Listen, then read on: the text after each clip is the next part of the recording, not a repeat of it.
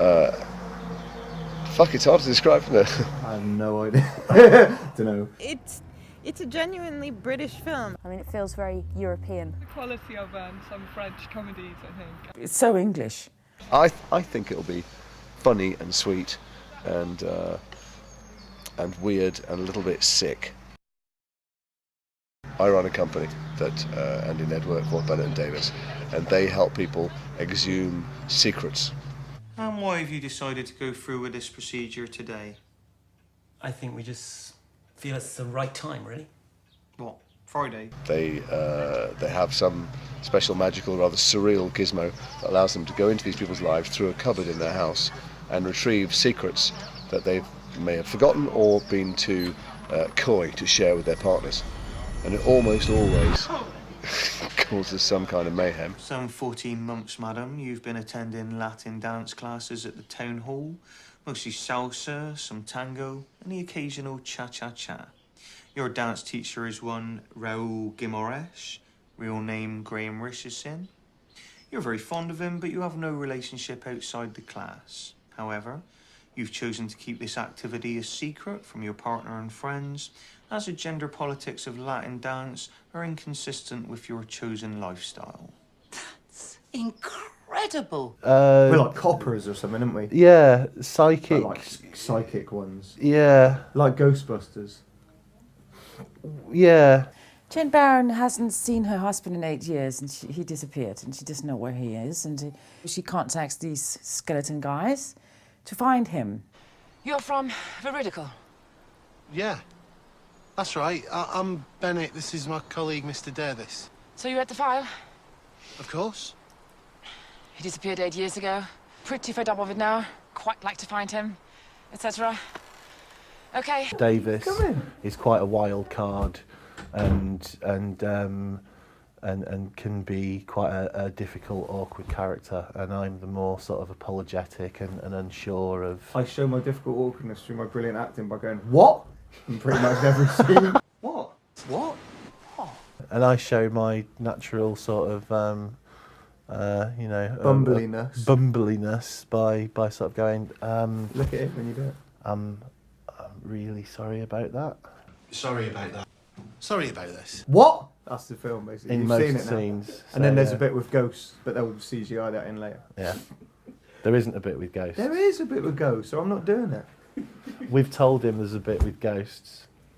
I play a character called the Colonel, who is their boss. The Colonel is he's a pretty dominating and weirdly abusive kind of father figure.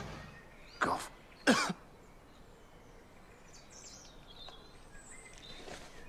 Again.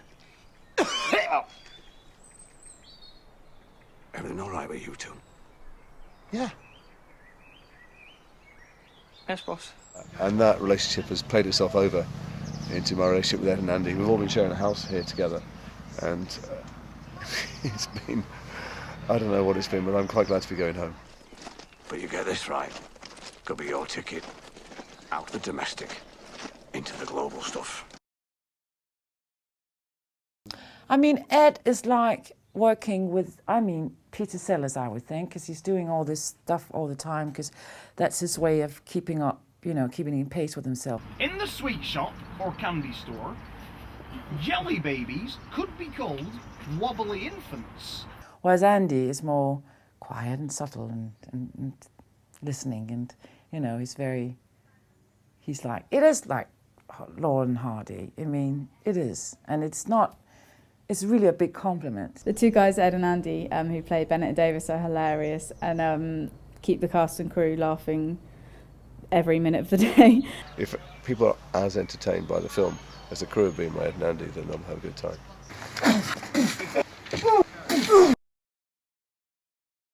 Mr. James, he's our art director. Production designer. Production designer, sorry. That's the art director in the hat. Sorry. In the middle. I thought that was better, art director. No, it's production designer even better. I was trying to be complimentary there. Oh, it's okay. This is James, he's our genius.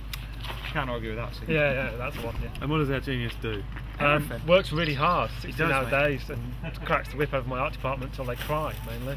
But as a result, you have lots of lovely, extremely low budget, but really, really, really well realised sets to shoot. And props, fantastic props, and maps and all sorts of shit. It's great.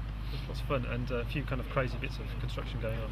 Tell us about the craziest bit of construction going on. That's the inside of That's got to be the tunnel. Rebecca's head, which is the tunnel, which is also the inside of the wardrobe, which is the big gag in the film, that these fellas go into your closet. And it's it's great. It's a bit of sculpture at the moment. We just need to kind of tie it back into the film. Can I walk and talk? Yeah. Could you give me a quick update? How's it going? How's it feeling? Is it working? Are you on time? All right. Yeah. It's 10:15, and yeah, we've turned the camera over, and we've just rehearsed a scene, a bit of a complicated scene that's going to take, I don't know, a bit of the day, and yeah, just getting ready to shoot it now. On schedule? Yeah, we're all right at the moment. Cut to later. He was an actor before he was a director, and I think that's something you can definitely tell when he's directing. He's very sensitive to that, and he knows how to speak to actors to get the best out of them. He just needs to say a couple of words to you and you know what he's talking about. And it's his baby as well, I think, this film. He's been working on it for years, so I'm just really flattered that he wanted me to do it, and yeah, I think he's a great director. Really knows what he wants. I'm used to not improvising, but being more free, and he lets you do that, but he wants his stuff in there, and that means that he's really well prepared. He really knows his story. No, it's all right. It's worth a try, but it was just okay. It added to no problem. Which I can, sometimes I can be really confused about the story because it is very hard to, and I'm not British, I'm not English, so sometimes I lose it. Like, where are we? And then I think he's very loving and very gentle, and he really loves these two guys that plays, Ed and Andy, that plays the two characters, and that just really oozes from them. We'll call those the positions. Is that right, Zach? Slightly to the right. Well, Nick wrote the script, but it was sort of brought about by a constant sort of stream of improvisations and suggestions, and Nick's a very open, director, who's always open to, ideas, no matter what they are, no matter how stupid they might be. He's my dad and he can always help me along, and it's just really nice to have someone that you really know well to help you in a film. You know why they call Tottenham Spurs? Why? To shorten it on the scoreboard. It's Nick's voice, and I think it's one of the things that's exciting, and we do all sorts of films, but this one to us is about, in a lot of ways, about Nick and about... Exactly. This film is Nick. Let alone it's his brainchild and his baby, and he's written and directed the hell out of it. It comes entirely from him and from the countryside around here, from Derbyshire. We shot in the Peak District in a series of villages and spectacular hillsides and trees, and it's kind of a character in the film.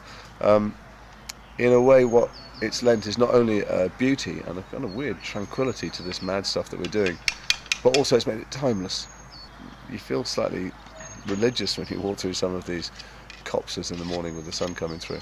We shoot lovely old houses as well, and some really quite manky and disgusting old houses, which is appropriate because Davis and Bennett are slightly manky and disgusting. I basically looked at about 1,300 houses, and I narrowed it down to a list of about 24 that I thought might be worth looking at. But then after I saw this, there was no point looking anywhere else. What I love about this project, although it is low budget, it's creatively and artistically very ambitious, but at the same time the production isn't too bad, so I'm not having to deal with 24 children and an explosion. It's something that we can do. With the invention of a new genre, from the producer's point of view, did you find it difficult